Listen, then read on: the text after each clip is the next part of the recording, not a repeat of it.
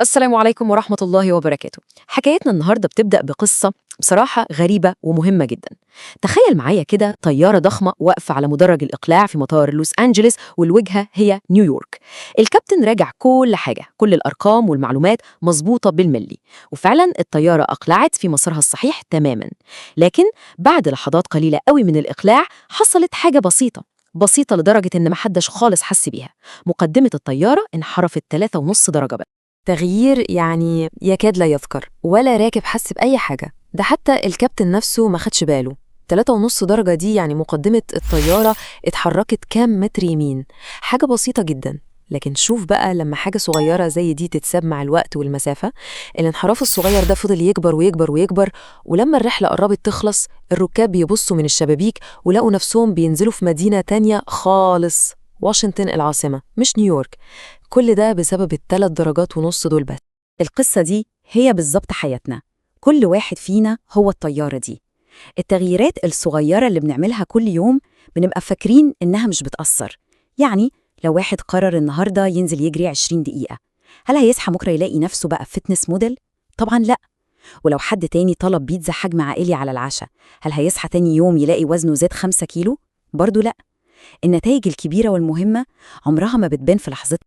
وهنا بالظبط بتيجي عبقرية كتاب العادات الذرية لجيمس كلير. الكتاب ده بيكشف لنا عن سر بسيط لكن مفعوله زي السحر بالظبط، وهو قوة 1%. فكرة إن الواحد بس يتحسن 1% كل يوم. بص معايا على الرسم البياني ده عشان نفهم الحكاية بالأرقام.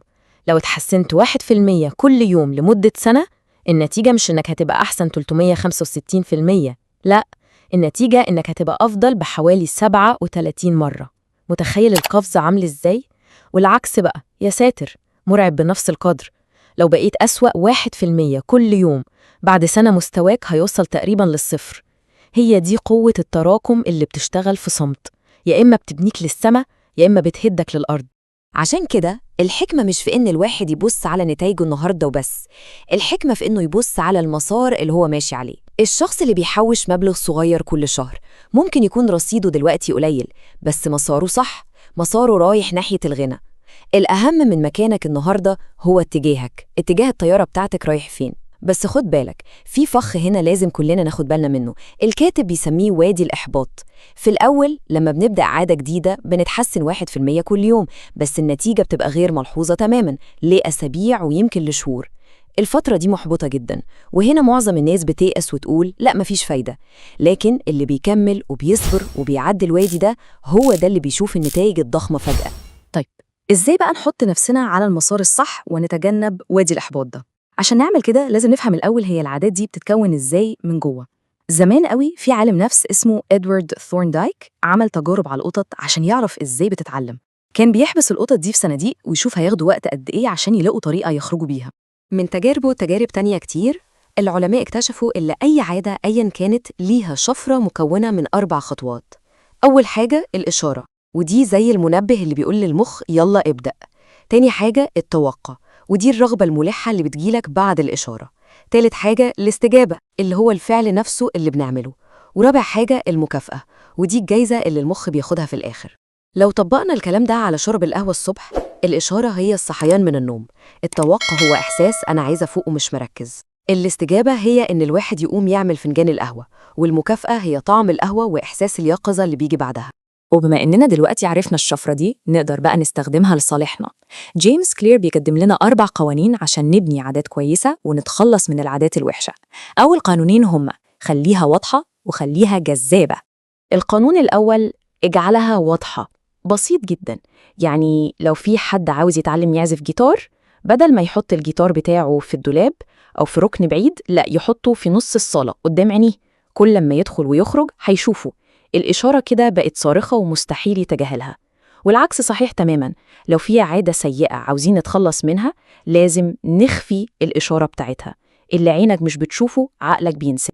وعشان نطبق القانون ده ممكن ببساطة نغير البيئة اللي حوالينا، زي تجربة اتعملت في كافيتيريا مستشفى. مجرد إنهم حطوا إزاز المية في أماكن واضحة أكتر من المشروبات الغازية، مبيعات المية زادت بنسبة 25%. وممكن كمان نستخدم حيلة اسمها نية التنفيذ، يعني نحدد بالظبط هنعمل العادة دي إمتى وفين. بدل ما نقول أنا هذاكر، يقول أنا هذاكر الساعة 8 مساء على المكتب اللي في أوضتي. التحديد ده بيخلي الموضوع واضح ومفهوش احتمالات. ونيجي للقانون التاني، اجعلها جذابة. عقلنا بيشتغل بالتحفيز، وأكبر محفز هو توقع المكافأة. في هرمون في مخنا اسمه الدوبامين، والغريب في الهرمون ده إنه مش بيطلع لما نعمل الحاجة الحلوة، لأ، ده بيطلع قبلها بمجرد ما نتوقع إننا هنعملها. عشان كده لازم نضحك على مخنا ونربط العادة اللي عايزين نكتسبها، واللي ممكن تكون مملة شوية، بحاجة بنحبها قوي. الخدعة دي اسمها التجميع المغري. في قصة لطالب هندسة اسمه رونان بيرن، كان عارف إنه محتاج يتمرن أكتر لكنه ما بيحبش الرياضة، وفي نفس الوقت كان بيعشق مشاهدة نتفليكس. فعمل إيه العبقري ده؟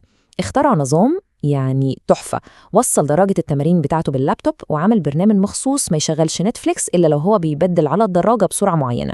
بكده ربط الحاجة اللي محتاجها التمرين بالحاجة اللي بيموت فيها نتفليكس، وحول التمرين لتجربة ممتعة ومستنيها كل يوم. قصة عبقرية زي دي بتورينا إزاي ممكن نغير حياتنا بحياة بسيطة. وقبل ما نكمل ونعرف باقي الأسرار، لو القصص دي عجبتكم والمحتوى مفيد، ياريت تخدنوا ثانية تشتركوا في القناة وتعملوا لايك. دعمكم ده هو اللي بيخلينا نقدر نكمل ونقدم محتوى أكتر. كده إحنا عملنا أول خطوتين عشان نبني عادة جديدة، خليناها واضحة وجذابة.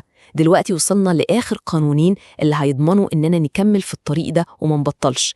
اجعلها سهلة واجعلها مشبعة. القانون الثالث بيقول اجعلها سهلة. إحنا كبشر بنميل دايماً للحاجة السهلة والمريحة، عشان كده لازم نقلل الاحتكاك مع العادات الكويسة. يعني لو عاوزين نروح الجيم الصبح، نجهز شنطة الجيم وهدومنا من بالليل. أما بقى مع العادات الوحشة، فإحنا بنعمل العكس تماماً، بنبني حواليها السور من الاحتكاك. عايز تقلل مشاهدة التلفزيون؟ بعد كل مرة شيل الفيشة وخد بطاريات الريموت وحطها في درج في المطبخ. لما تيجي الرغبة في المشاهدة، هتحس إن الموضوع مشوار، وهتفكر 1000 مرة قبل ما تقوم تعمل كل ده. وهنا في حيلة عبقرية اسمها قاعدة الدقيقتين. القاعدة دي هي مفتاح السهولة، وبتقول إن أي عادة جديدة مهما كانت كبيرة لازم نبدأها بحاجة ممكن تتعمل في أقل من دقيقتين. يعني بدل ما نقول أنا هقرأ كتاب كل أسبوع، الهدف يكون هقرأ صفحة واحدة كل ليلة.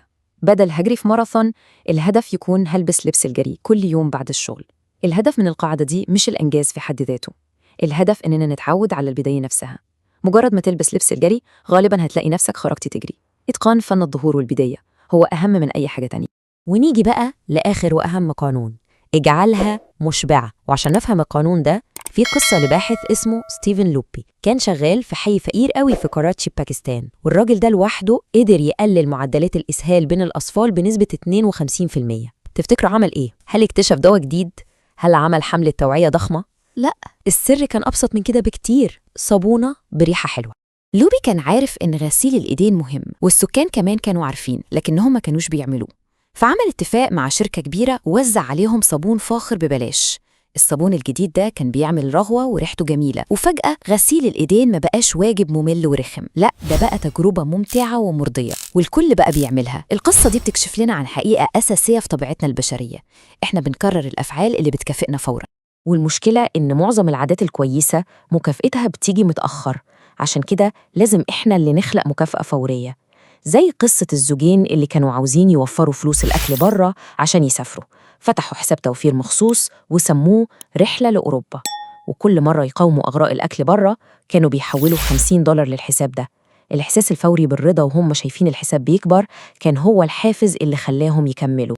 طيب، بعد ما طبقنا ال4 قوانين وبدأنا نبني عاداتنا، إزاي نضمن إننا نكمل المشوار وما نقعش في النص؟ في أدوات بسيطة لكن قوية جداً ممكن تساعدنا نستمر على الطريق. أول أداة هي تتبع العادات. ممكن نجيب نتيجة أو أجندة وكل يوم نلتزم فيه بالعادة بتاعتنا، نعمل علامة صح. لما الواحد يشوف سلسلة علامات الصح دي بتطول يوم ورا يوم، بيحس بإحساس إدماني بالإنجاز وما بيكونش عايز أبداً يكسر السلسلة دي. أما الأداة التانية فهي أقوى بكتير، عقد العادة. دي بتستخدم أقوى دافع عند الإنسان، الخوف من الخسارة. زي رائد أعمال اتفق مع مراته ومدربه إنه لو محققش هدفه في خسارة الوزن هيدفع له فلوس. ألم خسارة الفلوس والإحراج قدام الناس كان أقوى من أي رغبة في الكسل. وفي النهاية الدرس الأكبر من الكتاب ده ومن رحلتنا كلها هو إن التغييرات الضخمة في حياتنا مش بتيجي من قفزة واحدة عملاقة، لا، هي بتيجي من تراكم آلاف العادات الصغيرة، العادات الذرية اللي بنعملها كل يوم باتساق وإصرار. في النهاية الالتزام بعادة إيجابية واحدة مهما كانت صغيرة هو اللي بيبني الحياة اللي بنحلم بيها. دي كانت رحلتنا مع كتاب العادات الذرية. ما تنسوش تشتركوا في القناة عشان تشوفوا رحلتنا الجاية. والأهم، قولوا لنا في التعليقات إيه الكتاب أو الرواية اللي نفسكم نلخصها المرة الجاية. كل المصادر هتلاقوها في الوصف. أشوفكم على خير، شكرا جزيلا.